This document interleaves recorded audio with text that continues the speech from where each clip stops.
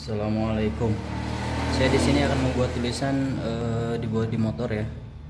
Ini dengan cara saya sendiri, yaitu dengan cara membuat tulisan yang sudah dipotong, potong manual. Ya, ini menggunakan karton. Di sini.